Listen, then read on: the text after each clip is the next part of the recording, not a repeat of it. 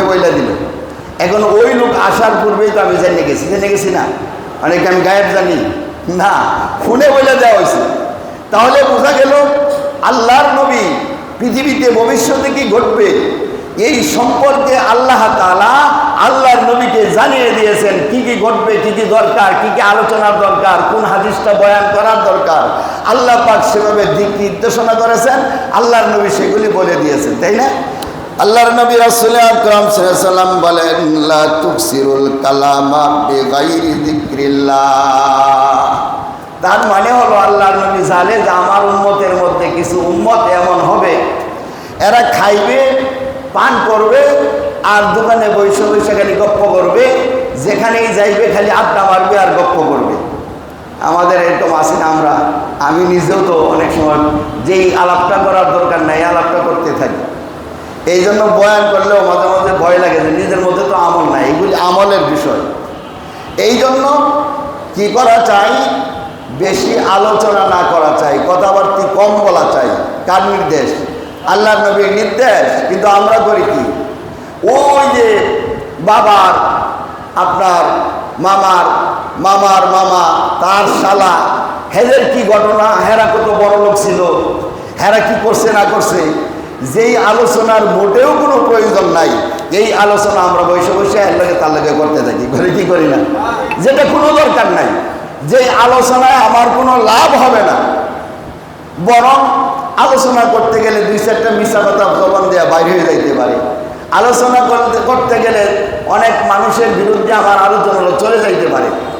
তারপরে আমরা কি করি, বিভিন্ন ধরনের টাইনা আইনা, এই আমার আত্মীয় আরো 14 পুরুষ আগে কি করছে না করছে, কয়েছে বেটা ছিল আমার বংশ, এরকম বংশ, আমার পরদাদা এত বড় লোক ছিল, এই ছিল সেই ছিল, আমার লোক এমন ছিল, আমার আত্মীয় স্বজন এমন, আমার তালর তালর শালা এমন বড় লোক।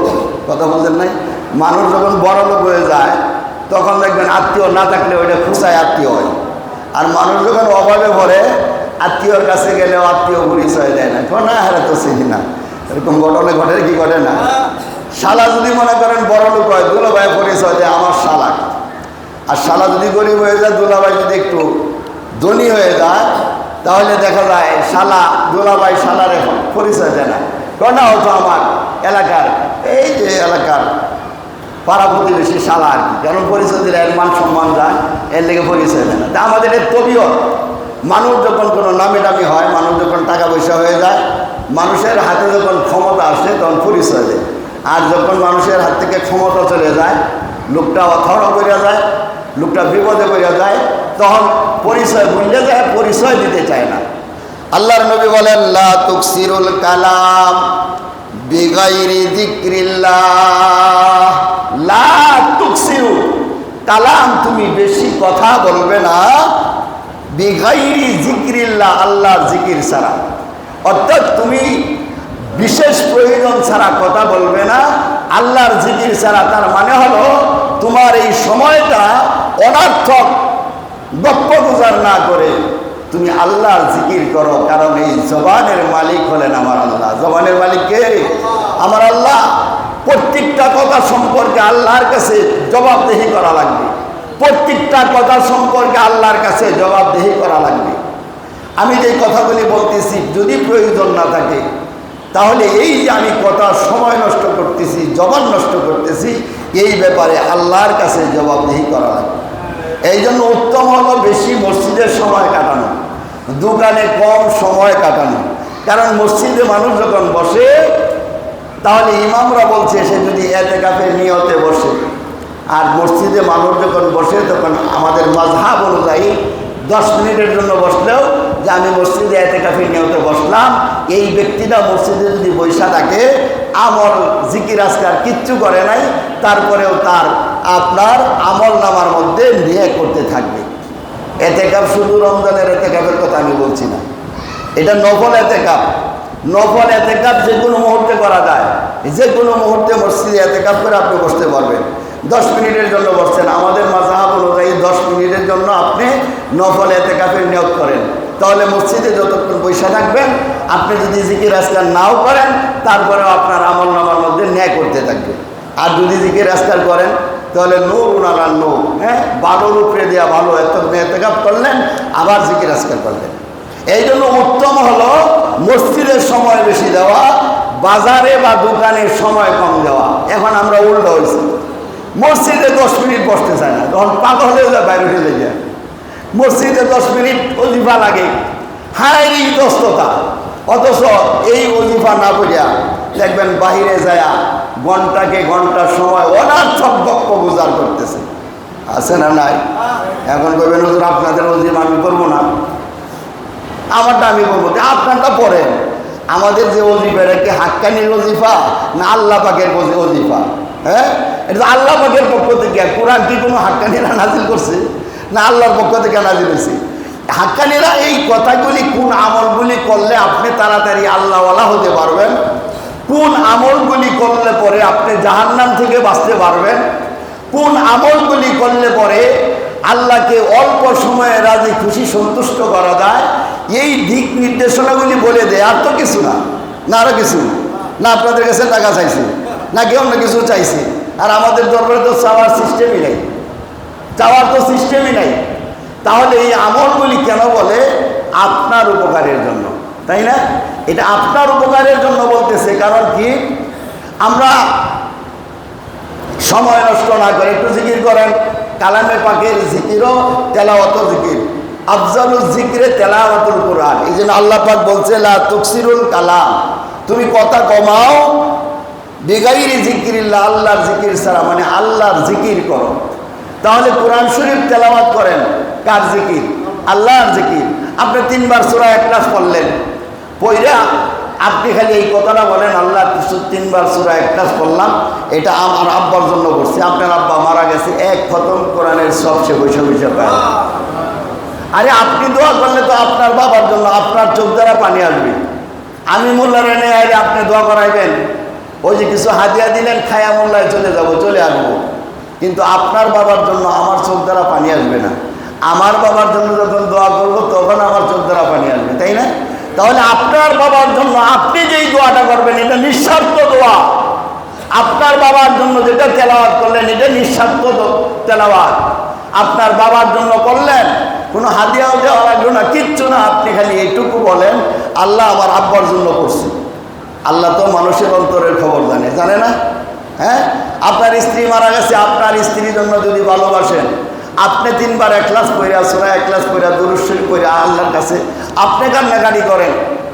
আপনার মা মারা গেছে, আপনার মার জন্য আপনি কান্নাকাটি করেন, একটু জিকির করেন, 3 বার সূরা ইখলাস পড়েন, সূরা ফাতিহা পড়েন, দুরূদ শরীফ পড়েন, করে দোয়া করেন, এটা সরাসরি আল্লাহ পাক কবুল করবে, সুবহানাল্লাহ। কারণ সন্তানের দোয়া, বাবার দোয়া যেমন আল্লাহ পাক সন্তানের বেলায় কবুল করে, সন্তানের দোয়াও আল্লাহ পাক বাবার জন্য কবুল করে।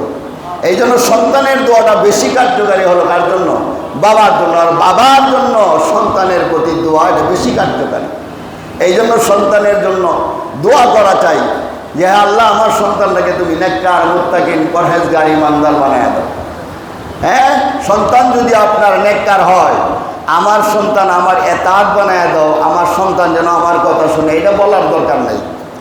কারণ সন্তান যখন নেককার হয়ে যাবে, সন্তান যখন মুত্তাকি হয়ে যাবে, সন্তান যখন পরিপূর্ণ ইমানদার হয়ে যাবে, তাহলে ওই নেককার সন্তান বুঝবে যে বাবার সাথে বেয়াদবি করা যাবে না, মার সাথে বেয়াদবি করা যাবে না। দোয়া ছাড়াই ওই সন্তানরা আপনার কথা শুনবে, আপনার কথা মানবে, তাই না? এই জন্য রাসূল আকরাম সাল্লাল্লাহু আলাইহি ওয়াসাল্লাম দেখেন কত সুন্দরভাবে আগে বলছে যে আইয়ামের তাশরিকের 3 দিন খাও, পান করো আর জিকির করো। আর এটার মধ্যে বলতেছে কারণ আল্লাহ নবী জানে যে ঈদের পরে কিছু আমার বান্দা আছে, আর খাইবো আর খালি গপ্প গুজার করবো। এই জন্য তাদের জন্য এই হাদিসটা বলছে, লা তুকসিরুল কালাম, লা তুকসিরুল কালাম বিগাইরি যিকরিল্লাহ। কয় কেন জানো? যেই ব্যক্তিরা বেশি বেশি গপ্প গুজার করে, আল্লাহর জিকির করে না, ওই লোকটার অন্তর বড় পাষাণ হয়ে যায়। কি হয়? ওই লোকটার অন্তর বড় পাষাণ হয়। ফাইন্না কাসরাতুল কালামে বিগাইরি যিকরিল্লাহ, যেই ব্যক্তিটা অনার্থ বসে গপ্প গুজার করে, আল্লাহর জিকির করে না, গপ্প গুজার করে। আল্লাহর নবী কয় বিগাইরে জিকিল্লাহ কাসওয়াতুল লিল কলব, তার অন্তরটা শক্ত হয়ে যাওয়ার কারণ হলো ওই আল্লাহর জিকির আজকার না করে বেশি বেশি করে গপ্প গুজার করে তার অন্তরটা বড় শক্ত হয়ে যায়। এই যে মানুষ মানুষকে খুন করে, নরম হৃদয়ের মানুষকে খুন করতে পারবে? পারবে না। কারা করে? যাদের অন্তর বড় শক্ত, যাদের অন্তর বড় পাথরের মতো শক্ত হয়ে গেছে, এরা মানুষ মানুষকে খুন করে, এরা মানুষ মানুষের ক্ষতি করে, এরা মানুষ মানুষকে মানুষ মনে করে না। আজকে দেখা যায় অনেক পৃথিবীর অনেক দেশের মধ্যে মুসলমানদের উপর আক্রমণ হয়, মুসলমানদেরকে অনার্থকভাবে পিঠায়, মুসলমানদেরকে অনার্থকভাবে গরম পানির মধ্যে তারা নিক্ষেপ করে মারতেছে। কিন্তু কোনো দেশের মধ্যে শুনছেন যে কোনো বেঈমানদেরকে মুসলমানরা এভাবে কষ্ট দিয়ে তাদেরকে মারছে? শুনছেন? মারে নাই। বরং যুদ্ধের ময়দানে হযরত আলী রাদিয়াল্লাহু তাআলা আনহু যুদ্ধের ময়দানে তাদেরকে হত্যা করা জায়েজ ছিল। এরপরেও এক ব্যক্তি ঘটনা শুনছি যে জবাই করবে, অর্থাৎ যুদ্ধের ময়দানের কথা বলতেছে, এটা হুকুম ভিন্ন। তখন হযরত আলীর শরীরে থুতু মারছে। কে থুতু মারছে? বেঈমানে হযরত আলীর গায়ে থুতু মারছে। হযরত আলী সাথে সাথে ওই লোকটাকে ছেড়ে দিছে। প্রশ্ন করা হয়েছে যে আপনার অনেক জ্বালাইছে, এই লোকটা অনেক সাহাবী সে হত্যা করছে, আপনার সুযোগ সুবিধা থাকার পরে আপনি কেন ছেড়ে দিলেন? হযরত আলী বলে যে এই যে থুতু নিক্ষেপ করছে, এখন যদি আমি তারে হত্যা করি তাহলে এই থুতু নিক্ষেপ করার কারণে আমার শরীরে যে গুস্সা আছে, এই গুস্সার কারণে হত্যা হয়ে যাবে, ইসলামের জন্য হত্যা হবে না। কথাটা ভালো করে বুঝলেন? আগে যে জবাই করতেছিলাম এটা ইসলামের খাতিরে জবাই করতে চাইছিলাম, কিন্তু যখন আমার শরীরে থুতু নিক্ষেপ করছে তখন আমার শরীরে একটা জিদ আসছে না? জবাই করবো, হ্যাঁ শরীরে থুতু নিক্ষেপ করে তো জিদ আসছে। আর এই সময় যদি আমি তাকে জবাই করি, তাকে হত্যা করি, তাহলে এই জিদের কারণে হত্যা হয়ে যাবে, তাই লোকটা আমি গুনাহগার হয়ে যাবো, হত্যাকারী হয়ে যাব। এই জন্য হযরত আলী তারে ছেড়ে দিছে। ছেড়ে দেওয়ার পরে লোকে চিন্তা করে যদি ইসলাম হয়ে থাকে তাহলে তো আমি ভুল করতেছি, সাথে সাথে সে কালমা করে মুসলমান হয়ে গেছে। আমার বলার উদ্দেশ্য হলো কোনো নরম দিল মানুষের কোনো মানুষকে হত্যা করে না। যার অন্তরের মধ্যে মায়া আছে, দয়া আছে, সে মানুষকে মারতে পারে না। মারে কারা? যারা আল্লাহ পাকের জিকির করে না, আল্লাহ পাকের হুকুম মানে না। যেই সন্তান বাবাকে হত্যা করে, কোন সন্তান বাবাকে হত্যা করে? কোনো নেককার সন্তান বাবাকে হত্যা করে না, কোনো জিকির করেনেওয়ালা সন্তান বাবাকে হত্যা করে না। এমন নজির পৃথিবীতে আছে? নাই। বরং হত্যা করে ওই সন্তান যেটা জীবনেও জিকির আজকার করে না, অধিবাদে বসে না, তাসবিহ তাহলিল পড়ে না, নামাজও পড়ে না। এই নামাজ না পড়ার কারণে, জিকির আজকার না করার কারণে তার অন্তরটা পাথরের মতো শক্ত হয়ে গেছে। আর এই পাথর অন্তর দ্বারা সব কিছু করা সম্ভব। এই জন্য বাবাকেও কষ্ট দেয়, মাকে কষ্ট দেয়, পাড়া প্রতিবেশীকে কষ্ট দেওয়ার কারণ হলো তার অন্তর বড় শক্ত, তার অন্তর বড় শক্ত। আল্লাহর নবী রাসূল আকরাম সাল্লাল্লাহু আলাইহি ওয়াসাল্লাম বলেন, ফাইনাল কাসরাতাল কালামি বিগাইরি যিকরিল্লাহ, যে ব্যক্তি আল্লাহর জিকির আজকার বাদ দিয়ে আল্লাহর জিকিরের চাইতে কথা বেশি বলে, অনর্থক কথা, এই কথা বেশি বলার কারণে তার অন্তরটা পরিবর্তন হয়ে যায়, শক্ত হয়ে যায়। লোকটা তখন আর আল্লাহওয়ালা থাকে না। লোকটার অন্তরের মধ্যে শক্ত হওয়ার কারণে তার আমল ভালো লাগে না, জিকির আজকার ভালো লাগে না, তাসবিহ তাহলিল তার ভালো লাগে না। বরং কিছু লোক তো এমন আছে তাসবিহ তাহলিল নিয়ে তারা ব্যঙ্গ করে না, নিজে তো পড়েই না, আবার তাসবিহ তাহলিল নিয়ে ব্যঙ্গ করে। যদি বিভিন্ন ধরনের মন্তব্য আছে, ব্যঙ্গ করে জিকির আজকার নিয়া। এটার একমাত্র কারণ হলো ও জিকির না করতে করতে ওর অন্তর বড় শক্ত হয়ে গেছে। এই জন্য সে এখন জিকিরের বিরুদ্ধে লাগছে, পীরের বিরুদ্ধে লাগছে, মাজারের বিরুদ্ধে লাগছে। একদল আছে না? নাই। ওরা জিকির পছন্দ করে না, এই জন্য ওরা আল্লাহর ওলিকে পছন্দ করে না, ওরা জিকির আজকার পছন্দ করে না বলেই ওরা আল্লাহর ওলিদেরকে পছন্দ করে না, পীর মাশায়েখ পছন্দ করে না। যদি আল্লাহ পাকের জিকির এদের অন্তরে থাকতো তাহলে অবশ্যই পীর মাশায়েখদেরকে মানতো, তারা মাজার হাক্কানি মাজারগুলি মানতো না। তার কারণ হলো এদের জিকির আজকারের অভাব। জিকির আজকারের অভাব। আল্লাহর নবী বলেন ফাইনাল কাসরাতাল কালামি বিগাইরি যিকরিল্লাহ কাসওয়াতিল লিল কালব। এই জন্য তার অন্তরটা বড় শক্ত হয়। ওয়া ইন্না আবআদান নাসি মিনাল্লাহি কালবুল কাসি। আল্লাহর নবী কয়, রাসূল আকরাম সাল্লাল্লাহু আলাইহি ওয়াসাল্লাম কয়, আর শক্ত হৃদয় সম্পন্ন ব্যক্তিরাই হচ্ছে আল্লাহ তাআলা হইতে সবচেয়ে দূরে। যারা জিকির আজকার করে না, আল্লাহর নবী কয় এদের অন্তর বড় শক্ত হয়। আর যাদের অন্তর শক্ত হয় এরা আল্লাহ পাকের সবচেয়ে বেশি দূরে, এরা আল্লাহ পাকের কাছে নৈকট্য অর্জন করতে পারে না। তার মানে হলো একটা মানুষ যদি আল্লাহর নৈকট্য পাইতে চায়, কোনো মানুষ যদি আল্লাহকে কাছে পাইতে চায়, কোনো মানুষ যদি আল্লাহকে বন্ধু বানাইতে চায়, কোনো মানুষ যদি সে আল্লাহকে রেজামন্দি খুশি করতে চায়, তাহলে তাকে অবশ্যই আল্লাহ পাকের জিকির করা লাগবে। এটা কি আজান গাছির কথা বললাম না হাদিসের কথা বললাম? হাদিসের কথা। সুতরাং তোমাকে যদি আল্লাহওয়ালা হইতে চাও তোমাকে অবশ্যই জিকির আজকার করা লাগবে। জামানার মুজাদ্দিদ সুফি মুফতি আজান গাছি রহমাতুল্লাহ আলাইহি এই অন্তর কঠিন অন্তর মানুষদেরকে তাদের অন্তর যেন নরম হয়, কোমল হয়, এই জন্য জামানার মুজাদ্দিদ সুফি মুফতি আজান গাছি রহমাতুল্লাহ আলাইহি বলেন, বাবা তোমার নামাজের আগে পরে কিছু সময় কমপক্ষে জিকির আজকার করা লাগবে, তাসবিহ তাহলিল করা লাগবে, কালামের অংশ থেকে যতটুকু পারো কমপক্ষে কিছু কালামে পাকের তেলাওয়াত করা লাগবে, রাসূল আকরাম সাল্লাল্লাহু আলাইহি ওয়াসাল্লামের শানে কিছু দুরূদ শরীফ পড়বা, তোমার অন্তরটা নরম হয়ে যাবে।